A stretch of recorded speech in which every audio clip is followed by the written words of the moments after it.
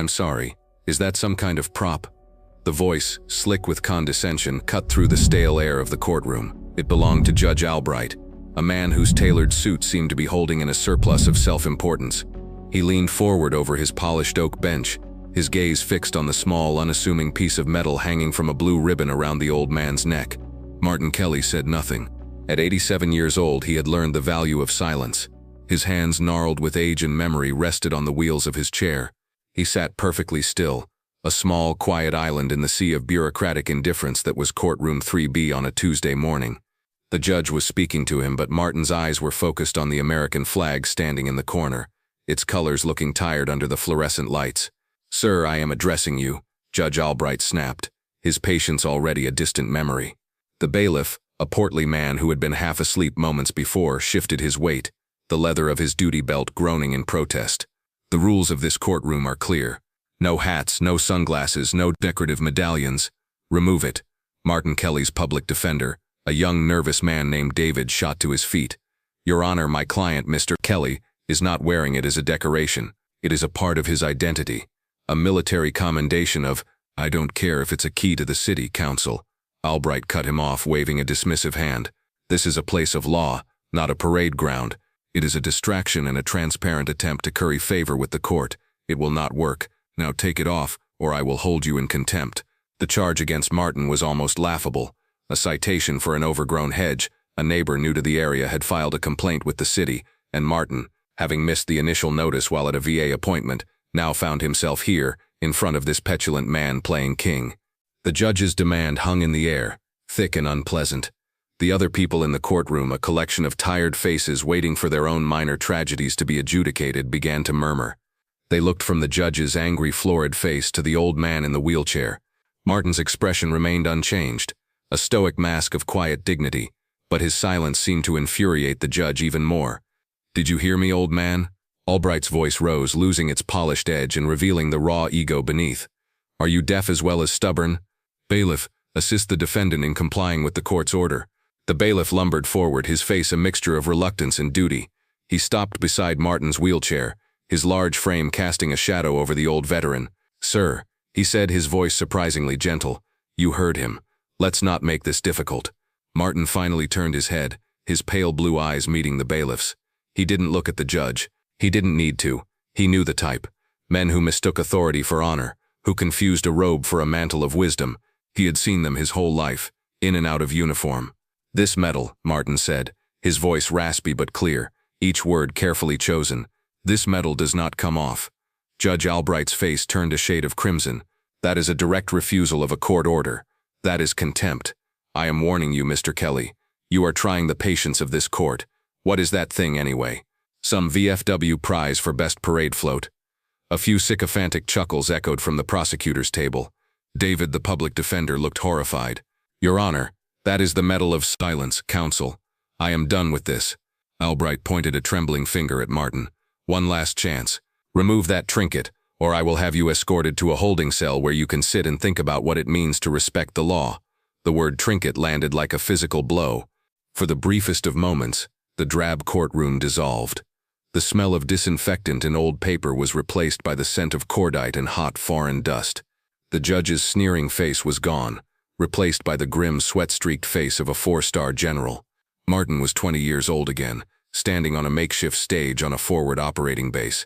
His body was a roadmap of fresh bandages. His ears still rang with the echoes of battle, but he stood tall.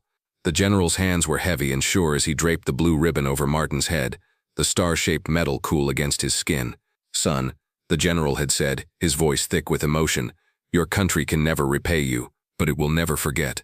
The memory vanished as quickly as it came, leaving an ache in its place that had nothing to do with old bones. It was the ache of a promise being broken. In the back of the courtroom, sitting on the hard wooden benches, was a young man in a slightly too large suit. His name was Ben Carter, a junior prosecutor waiting for his own case to be called. He'd been scrolling on his phone, bored, but the escalating confrontation had captured his attention. He didn't know the old man, but he knew military awards. His father had been a colonel. Ben squinted, his eyes widening in disbelief as he focused on the medal. It was unmistakable. The light blue ribbon, the field of stars. It couldn't be. There were so few of them. He watched as Judge Albright continued his tirade, his voice dripping with venom. He saw the old man's quiet defiance, the bailiff's hesitant posture, the public defender's helpless panic. A cold fury began to build in Ben's chest. This was not just a legal proceeding anymore, it was a desecration. Judge Albright, sensing he had the upper hand, leaned back in his chair. "Let the record show the defendant is refusing to comply. I am ordering a brief recess. When we return, Mr. Kelly, you will either be without that medal, or you will be in custody. Perhaps a night in a cell will improve your hearing." As the judge swept from the room into his chambers, Ben saw his chance. He stood up, his heart pounding, and slipped out of the courtroom doors into the hallway. He fumbled for his phone, his thumb shaking as he scrolled through his contacts. He didn't call his boss. He didn't call the court administrator. He called his father's old executive officer, a man who was now a colonel at the Pentagon. The phone rang twice before a crisp professional voice answered. "Colonel Hayes." "Colonel, it's Ben Carter, General Carter's son." "Ben, good to hear from you. How are things in the civilian world?" "Sir, I'm sorry to bother you, but something is happening, and I don't know who else to call." Ben's words came out in a rush, a torrent of controlled panic. He explained where he was, what he was seeing. He described Judge Albright, the wheelchair, the overgrown hedge, and the medal. "He called it a trinket, sir. He's threatening to jail him." Ben took a breath. "The veteran's name is Martin Kelly." There was a profound silence on the other end of the line. For a moment, Ben thought the call had dropped. When Colonel Hayes finally spoke, his voice was transformed. The friendly warmth was gone, replaced by a tone of chilled steel. "Say that name again, Carter." "Martin Kelly, sir." Another pause, this one filled with a palpable sense of shock and urgency. Ben could hear the muffled sound of a chair scraping back, of papers being shoved aside. "Where are you exactly?" "Give me the address, the courtroom number." Ben relayed the information. "Stay there, son," the colonel commanded. "Do not let that judge put his hands on him. I'm making a call. Help is on the way." The line went dead. Ben stood in the empty hallway, his own breathing loud in his ears. He had just thrown a rock into a very, very large pond, and he was about to see the ripples. Inside the sprawling headquarters of the nearby army base, Colonel Hayes didn't just walk. He strode with the kind of purpose that parted crowds. He didn't knock on the door to the commanding general's office. He opened it without breaking stride, his face grim. General Thompson, a man whose calm demeanor was the stuff of legend, was in a meeting with his senior staff. He looked up, his eyebrows raised at the unscheduled intrusion. "Sir, I apologize for the interruption," Hayes said, his voice tight. "But I just received a call from a trusted source, a civilian courthouse downtown." He laid out the situation in clipped, precise sentences. The name Martin Kelly was the last thing he said. The name dropped into the room like a grenade. The quiet hum of the meeting ceased. Pencils stopped moving. General Thompson's friendly expression evaporated, replaced by one of stunned disbelief that quickly hardened into a cold, dangerous fury. He looked around the table at his staff, men and women who had dedicated their lives to the service. He saw his own shock mirrored in their eyes. "Martin Kelly?" Thompson asked, his voice a low growl. "Sergeant Major Martin Kelly? Are you certain?" "Positive, sir," Hayes confirmed. General Thompson stood up, the sheer force of his movement making the heavy chair slide back. "That man is a living legend. He is the standard by which we measure ourselves." He turned to his aide. "Get the car. And get me the official dress uniform. We are leaving. Now." To Colonel Hayes, he said, "Get a security detail. 2 vehicles. Class A uniforms for everyone. I want to be there in 15 minutes." The office exploded into a whirlwind of controlled, urgent activity. Phone calls were made. Orders were barked. The name Martin Kelly was passed down the line, each repetition adding to its weight, its power. To the soldiers on that base, it was like hearing that a monument had been defaced. It was an insult that could not and would not be tolerated. Back in courtroom 3B, the recess was over. Judge Albright returned to the bench, a smug, self-satisfied look on his face. He expected to see a defeated old man, stripped of his prop and ready to beg for leniency on his hedge citation. Instead, he saw Martin Kelly, exactly as he had left him. The blue-ribboned medal still hung around his neck, a silent act of defiance. The judge's face tightened into a mask of theatrical fury. "I see you have chosen the path of foolishness, Mr. Kelly," he sneered. "I find this behavior utterly contemptible. You come into my courtroom, a place of order and respect, and you mock its traditions with your stubborn pride." He leaned forward, his voice dropping into a menacing whisper that carried through the silent room. "Bailiff, take Mr. Kelly into custody. He will be held for 48 hours for contempt of court, and while he is there, I am ordering a full psychiatric evaluation. Clearly, A man of his age who behaves with such irrationality is a potential danger to himself and others. This was it, the final overreach. The threat of a holding cell was one thing. The threat of a forced psychological evaluation was a cruel, targeted blow, an attempt to strip Martin of not just his mettle, but his very sanity and dignity. David, the young public defender, was about to object, to scream, to do anything, when the great wooden doors at the back of the courtroom swung open. They didn't bang open. They opened with a smooth, deliberate weight that commanded attention. Every head in the room turned. Standing in the doorway were three men. They were not police officers.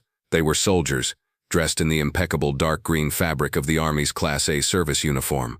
Their shoes were polished to a mirror shine, their chests adorned with neat rows of ribbons, their bearing radiating an aura of absolute unwavering authority. In the center was a man who seemed to carry the very gravity of the room on his shoulders. The 4 silver stars on each epaulet glittered under the harsh lights. He was tall, imposing, and his face was a mask of cold, controlled rage. It was General Thompson. The bailiff, who had been moving toward Martin's wheelchair, froze mid-step. His hand, which had been reaching for Martin's arm, dropped to his side as if scalded. The entire courtroom fell into a deep, profound silence.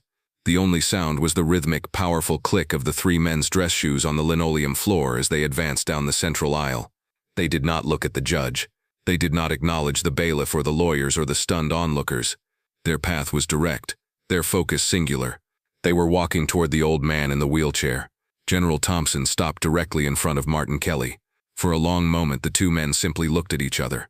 The 4-star general and the forgotten sergeant major.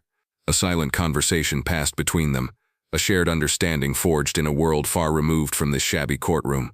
Then, in a movement that was sharp, precise, and full of a reverence that bordered on worship, General Thompson brought his right hand up to his brow in a slow, perfect salute. The 2 officers flanking him mirrored the action instantly. 3 men representing the full might and honor of the United States Army, saluting a disabled veteran in a wheelchair over an overgrown hedge citation. The crisp sound of the salute echoed in the tomb-like silence. The general held it, his eyes locked on Martin's, his arm as steady as a marble statue. Judge Albright, from his perch on high, finally found his voice. "What is the meaning of this?" he sputtered, his face a comical mask of confusion and outrage. "This is a court of law. You have no authority here." General Thompson did not break his salute. He did not even look at the judge. He spoke to Martin, but his voice was a deep, resonant baritone that filled every corner of the room, a voice accustomed to commanding thousands. "Sergeant Major Martin Kelly," he said, his voice ringing with power and respect. "It is an honor to be in your presence, sir." He slowly lowered his hand.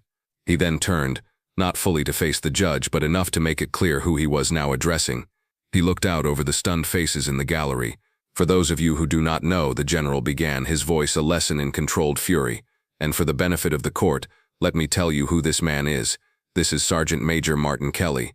65 years ago, in the frozen hills of Korea, then Sergeant Kelly's platoon was ambushed and overrun. He was wounded in the first volley. His platoon leader was killed. The general's gaze swept the room, ensuring everyone was listening. For 3 days in sub-zero temperatures, bleeding from 3 separate gunshot wounds, Sergeant Kelly held his position alone. He repelled 4 enemy assaults, he protected the lives of 4 wounded men who could not be moved, and he facilitated the eventual rescue of his entire company by calling in artillery strikes on his own position. He refused to be evacuated until every one of his wounded men was safe. The general took a step toward the judge's bench, his eyes finally locking with Albright's. "The trinket you ordered him to remove is the Medal of Honor, our nation's highest award for valor in combat. It is bestowed for gallantry and intrepidity at the risk of one's life above and beyond the call of duty. It is not a prop. It is not a decoration. It is a symbol of a debt that can never be repaid." A wave of gasps and murmurs rippled through the crowd. People were pulling out their phones, not to text but to record. They knew they were witnessing something extraordinary. A sense of collective shame and awe settled over the room. They had been watching a man be humiliated, and they had just discovered he was a giant. "Federal law, Your Honor," the general continued, his voice now dangerously soft. "Specifically Title 18, Section 704 of the U.S. Code, protects the unauthorized wearing of this medal, but it also enshrines its sanctity. To order its removal in a public forum is an act of such profound disrespect. It is an insult not just to this man but to every man and woman who has ever worn the uniform of this country." Judge Albright was pale, his mouth opening and closing like a fish on a dock. The robe that had seemed so imposing moments before now looked like a cheap costume. The gavel in his hand seemed like a child's toy. General Thompson turned back to Martin, and for the first time Martin Kelly spoke to someone other than the bailiff. His voice was quiet, but in the pin-drop silence it carried the weight of decades. "Respect," Martin said, looking up at the general but speaking to the whole room. "Respect isn't something you can demand with a robe or a gavel. It's not about titles. It's about what you do when no one is looking. It's about how you treat people, especially the ones you think have no power." He then turned his head and his clear, unwavering eyes found Judge Albright. "You wanted me to respect your courtroom, sir, but you showed no respect for the man who came into it. There's a difference." His simple, powerful words hung in the air, a more damning indictment than anything the general could have said. As Martin spoke of respect and sacrifice, a final fleeting image filled his mind. It wasn't the ceremony or the glory. It was the moment just before the third assault. He was lying behind a frozen log, his rifle jamming from the cold, his leg a searing agony. Next to him, a young private, a kid from Ohio named Miller, was shivering, not from the cold but from fear. Martin reached over, his own gloved hand clumsy with frostbite, and clamped it on the boy's shoulder. "Stay with me, son," he had whispered. "Just stay with me." It was that moment, that simple human connection in the face of annihilation, that was the true origin of the medal. It wasn't for the fighting, it was for the staying. The fallout was immediate and absolute. General Thompson personally escorted Sergeant Major Martin Kelly from the courthouse. A crowd had already gathered outside, drawn by the fleet of black government vehicles and the sight of uniformed soldiers. News cameras were arriving. The story was out. Within a week, Judge Albright was placed on indefinite administrative leave pending a full investigation by the state's Judicial Conduct Commission. His career was, for all intents and purposes, over. His name became a byword for judicial arrogance. The State Bar Association, in a move of proactive damage control, swiftly implemented a new mandatory training program for all court personnel on veteran affairs and cultural sensitivity, a program they unofficially named the Kelly Rule. The city quietly dropped the citation for the overgrown hedge and sent a crew from the Parks Department to personally landscape Martin's entire yard. About a month later, a man in a rumpled suit approached Martin as he was sitting on a park bench, enjoying the afternoon sun. It was Albright. He looked smaller without his robe, his face etched with a kind of weary shame. He stood for a moment, shifting his weight, before finally speaking. "Mr. Kelly," he said, his voice barely a whisper, "I wanted to apologize, in person. What I did, there is no excuse. I was arrogant, and I was cruel, and I was wrong. I am so deeply sorry." Martin looked up at the man who had tried to humiliate him. He saw no triumph,